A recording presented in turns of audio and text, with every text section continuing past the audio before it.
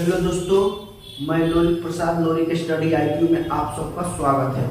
आप लोग को पता होगा कि 2-3 दिन पहले बिहार पुलिस का नहीं, बिहार पुलिस में बिहार दरोगा का 1275 कुल पद 1275 वैकेंसी आया है। यानी बिहार दरोगा का, जिसको बोलते हैं क्या जी, बिहार पुलिस और सेवा आयोग, उसी के द्वारा 1275 का बिहार में दरोगा का वैकेंसी आया है। हम आप लोग के आज वही बात बताना चाहेंगे कि ऑनलाइन कब से हो रहा है और उसके बाद क्या क्या प्रोसेस है, परीक्षा कितना होता है, कैसे परीक्षा होता है, कौन कौन सा सब्जेक्ट से पूछता है। फिर उसके में बताएंगे कि क्या क्या एज होना चाहिए, क्या हाइट होना चाहिए और क्या मैंने सब चीज जो प्रोसेस होता है वो सब आप लोग के बताएंगे। इसमें बस ये सब बताएंगे कि फार्म आप लोग देखिएगा सुनिएगा तभी फार्म भरिएगा, ताकि हम उस एलिजिबल है कि नहीं उसके बारे में बताएंगे। फिर अगला वीडियो मेरा आएगा फिजिकल के बारे में कि फिजिकल में क्या क्या चीज मांगता है। बस इसमें से हाइट टाइप तक बता देंगे, कितना एग्जाम होता है, क्या होता है, एज कितना चाहिए, कितना एज तक आप लोग होना चाहिए, न्यूनतम मैक्सिमम कितना होना चाहिए, सब चीज के बारे में। चलिए हम आप लोग को अभी शुरुआत करते हैं और आप लोग को बिल्कुल एकदम आसानी से समझ आएगा, हमको पूरा विश्वास है। देखिए, बिहार दरोगा का कुल बिहार में कितना आया है, तो 1275 वैकेंसी है, 1275, जिसमें से 35% महिलाओं को रिजर्व रहता है, 35% इसमें से महिलाएं हैं। और चलिए आते हैं, इसका ऑनलाइन प्रारंभ हो रहा है 5 अक्टूबर, जो अभी आने वाला है 3 दिन पहले, 5/10/2023, यानी 5 अक्टूबर से पूरे 1 महीना चलेगा। अंतिम तिथि 5 नवंबर तक रहेगा, 1 महीना तक ऑनलाइन फॉर्म भराएगा। और आप लोग के बता दे रहे हैं कि इसमें शैक्षणिक अभ्यर्थियों की शैक्षणिक योग्यता क्या है। तो अभ्यर्थियों की शैक्षणिक जो योग्यता है 1/8 यानी 1 अगस्त ही जो बीता है 1/8/2023 से आपका क्या होना चाहिए, 2023 से कहीं ना कहीं मान्यता प्राप्त विद्यालय से ग्रेजुएशन होना चाहिए, यानी ग्रेजुएट होना चाहिए, यानी BA BSc BCom ये सब पास होना चाहिए।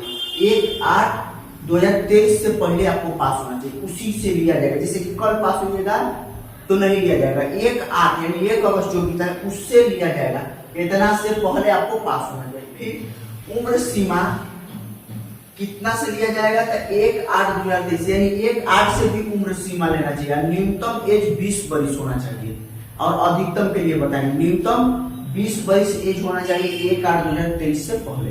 फिर देखिए, जनरल कैटेगरी के लिए यानी जनरल वर्ग के पुरुष के लिए न्यूनतम एज 20 वर्ष और अधिकतम एज 37 वर्ष होना चाहिए। न्यूनतम 20 और 20 से कम नहीं होना चाहिए, 37 से अधिक नहीं होना चाहिए।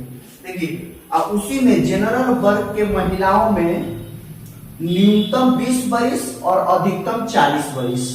ठीक, देखिए दूसरा OBC EBC के पुरुष महिला सबके लिए, OBC EBC के पुरुष महिला सबके लिए 20 वर्ष न्यूनतम और 40 वर्ष अधिकतम होना चाहिए।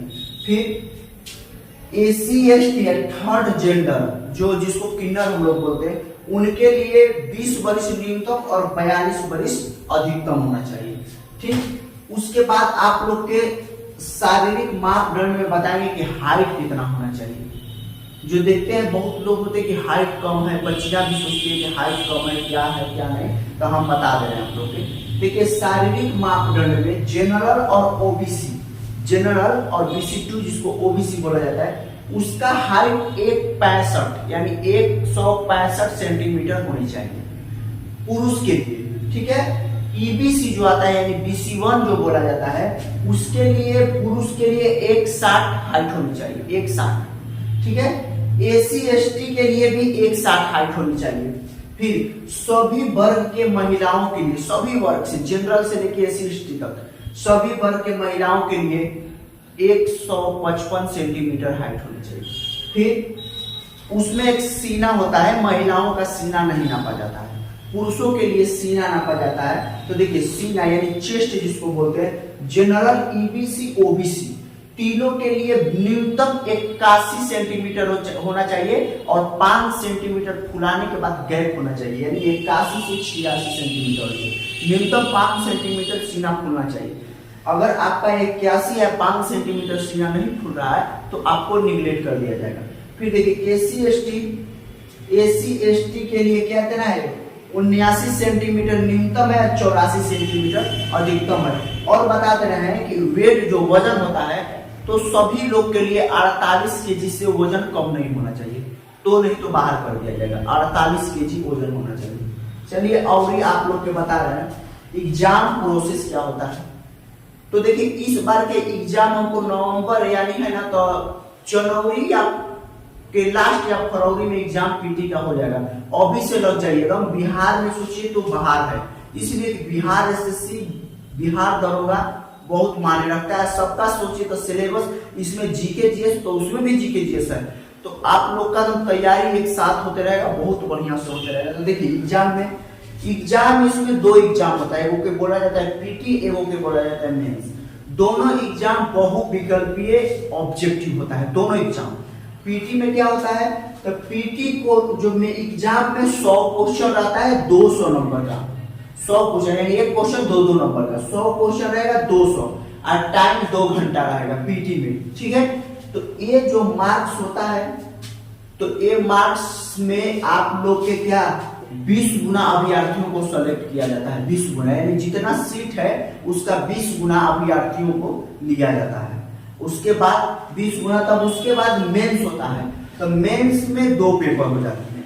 तो मेंस में 2 पेपर होते हैं। तो पहले का पेपर क्या होता है, 200 अंक का रहेगा लेकिन 100 क्वेश्चन यानी वैसे ही 2-2 नंबर का, और हिंदी होगा, केवल हिंदी 2 घंटा के एग्जाम होगा।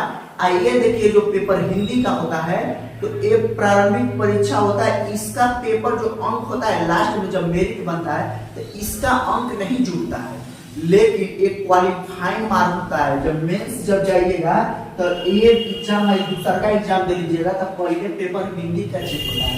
अगर उसमें आप क्वालिफाइंग में यानी 30% खाली लाना रहता है हिंदी में, अगर 30% से कम लाए और दूसरा का जो मेंस का दूसरा का पेपर सामान्य ज्ञान के उसमें कितना बढ़िया किए तो आपको हटा दिया जाएगा। इसीलिए हिंदी में उसमें नंबर उसका नहीं जुड़ता है, लेकिन 30 मार्क लाना अनिवार्य है, ठीक। फिर उसके बाद ख में यानी उसी के बाद तुरंत फिर पेपर होगा, 2 घंटा का पेपर फिर होता है। तो वो भी 200 अंक का रहेगा, 100 क्वेश्चन 2 घंटा का रहेगा। ये मेन इसी से मेरिट तैयार होता है और ये नंबर से आपको मेंस में क्वालिफाई है।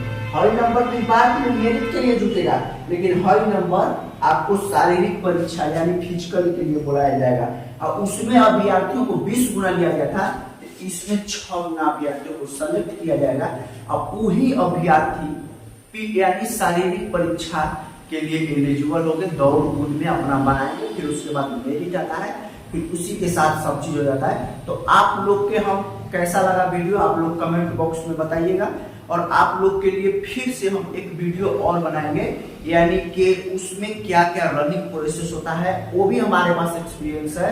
हम भी रनिंग किए हैं, बिहार पुलिस का भी दौड़ निकाले, तो मेरा एक्सपीरियंस भी है, तो हम बता भी सकते हैं। लेकिन और भी आप लोग के बताएंगे कि महिलाओं के लिए कितना रनिंग करना है और पुरुषों के लिए कितना रनिंग करना है, उसमें फिजिकल में क्या क्या चीज कैटेगरिया मांगता है। यही के साथ आप लोग बाकी मेरा वीडियो लगे तो लाइक शेयर सब्सक्राइब करिएगा, अपने दोस्तों के साथ शेयर करिएगा, थोड़ा मेरा चैनल को बड़ा से बड़ा करें। जय हिंद, जय भारत।